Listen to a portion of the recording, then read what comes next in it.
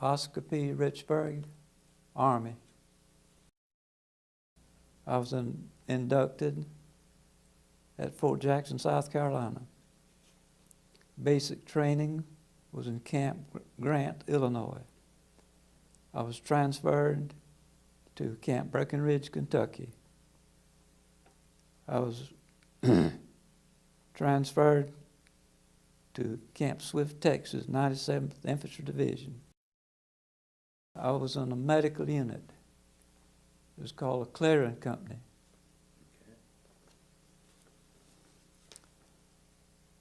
From there, I went to Shreveport, Louisiana on maneuvers.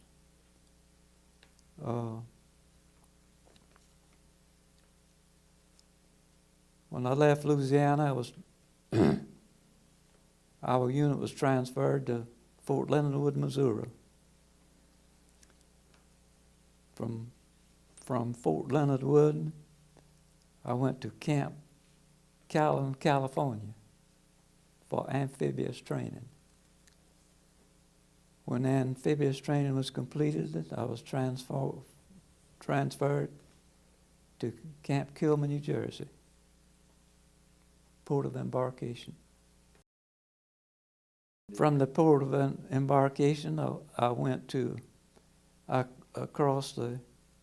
Paris, and I crossed the Atlantic Ocean, of course, and then to Paris. Okay. From Paris, I crossed the Rhine River into Germany.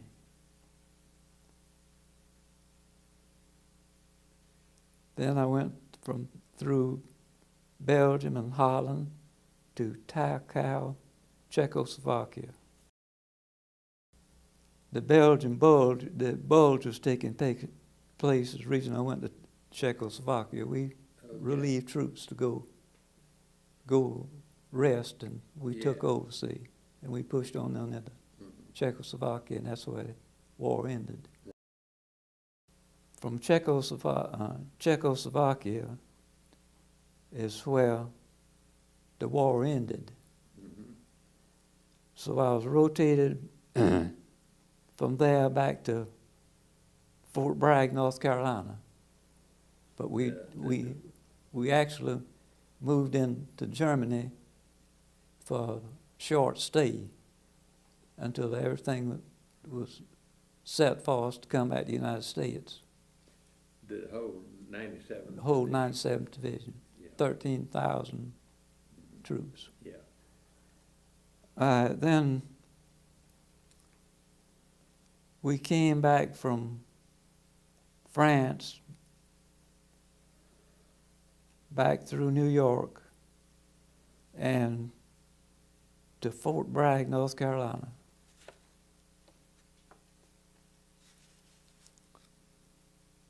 Fort Bragg, they gave us leave and we came home. I don't remember the number of days we had, but I reported back to Fort Bragg, North Carolina. Next move I made, I traveled from Fort Bragg to Seattle, Washington.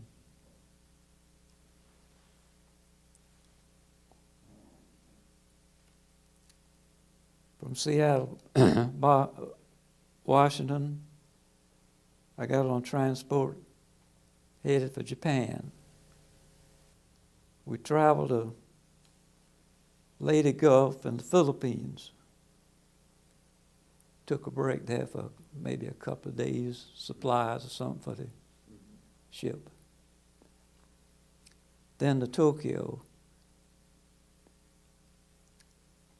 Yokohama Bay is where we actually went in.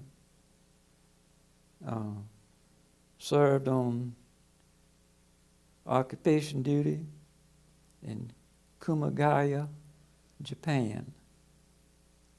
We didn't have very much medical duties to do because the war was over, there was no casualties.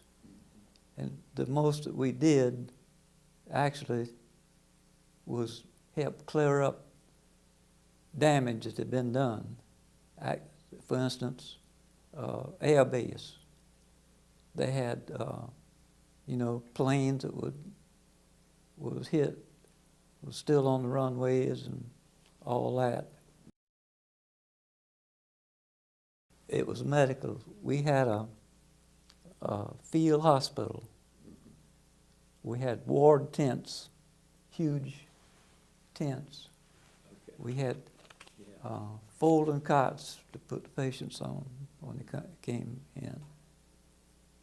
But however, in Japan, none of that was used because when I got there, the war was over in Japan. I went for occupation duty in Japan. I was in what was called a motor pool, and I was assigned to a personnel truck that I took personnel on, and when we moved from one area to another, my job was to drive that truck, take care of the personnel. We had some leave, just say a day at a time, but we were allowed to go from where we were based to Tokyo, which I did, which was about, I think it was something like 40 miles or something. They had trains running the way we traveled. You could see from where I was stationed, you could see Mount Fuji.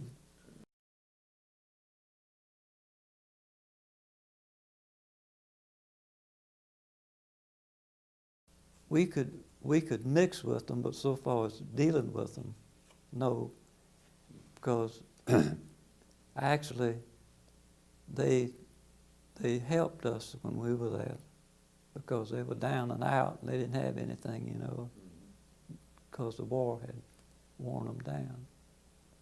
And some of them would, if you ask them, they would help you do things, you know.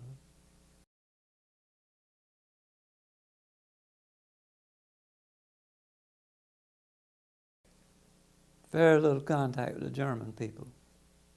Very, very small amount of contact with German people. However, occasionally, we had, we were out on a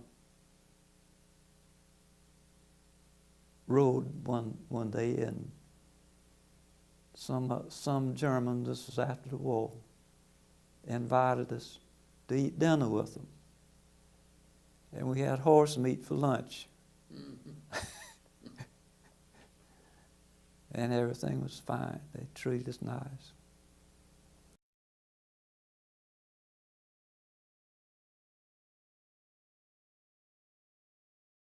Three years and 7 months.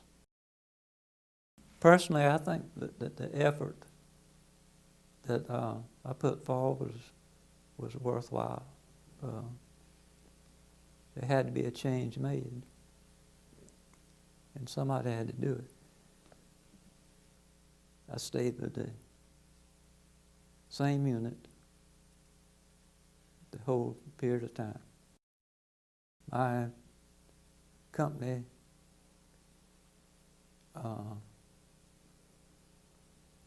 CO,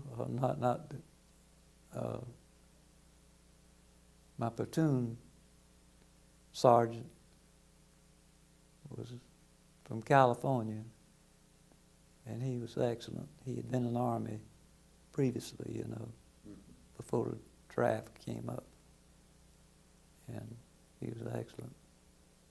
And our company commander was a major. Was what? A major. A major? Yeah, and he was good. All these, he was a surgeon or something, you know, in civilian life. Yeah, okay. He was a medical doctor of some type. This unit was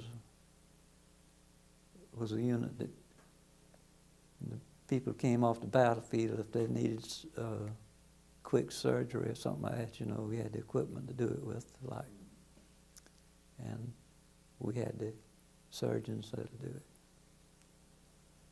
it. It was active when I was in Europe. The war was still on. It ended when I got to Czechoslovakia. Right. But in Belgium, you had high casualties. Yeah. We had casualties a number of times. but it was in Europe, not in Japan. We had details such as keeping water for our group. We had trailers, you know, to put the water in, and they had stations set up to purify the water before we'd have to go and get that, you know, and bring it in and for our unit. We had I guess you would call it a supply depot somewhere, but I don't know where it was. But our gasoline came in 5-gallon cans, Yeah. flat cans, you know. Exactly where it come from, I don't know. When we left Le Havre, France, we kept going up toward Paris. And when we got to Paris, we headed out toward Germany, which made us cross the Rhine River on a pontoon bridge. And if I remember right, we came back the same way.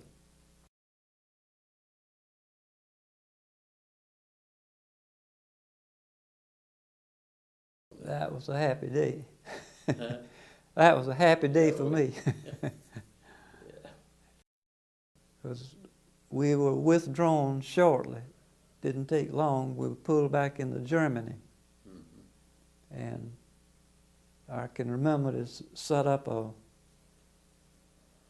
a place for us to take a hot shower, something we hadn't had. And that was and gave us clean clothes, which was a wonderful thing to us, because we'd been wearing the same clothes.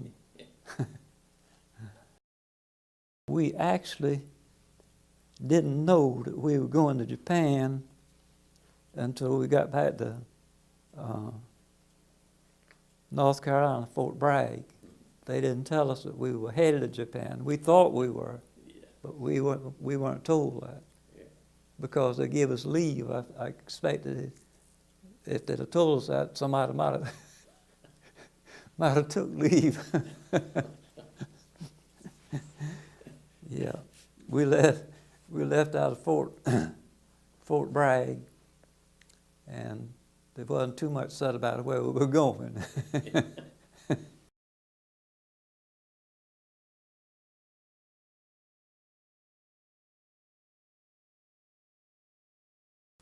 I was working in Charleston, South Carolina, with a wholesale company. But everything went to pot with it, you might say, you know, different things. So I left there. And I came back and I was drafted shortly afterwards. It was a big shock, you know, and never thought it would. I didn't actually think that I'd be involved in it that much, you know. It was a great lesson that I learned. Warfare is a terrible thing when you get involved with it. So we had two sides to think about. But I didn't dream that I'd be involved in European and Asiatic conflicts, you know. But I guess I was in a division that was trained and had younger troops, and they hadn't spent much time in Europe, and that's the reason that we were picked to go in the Pacific.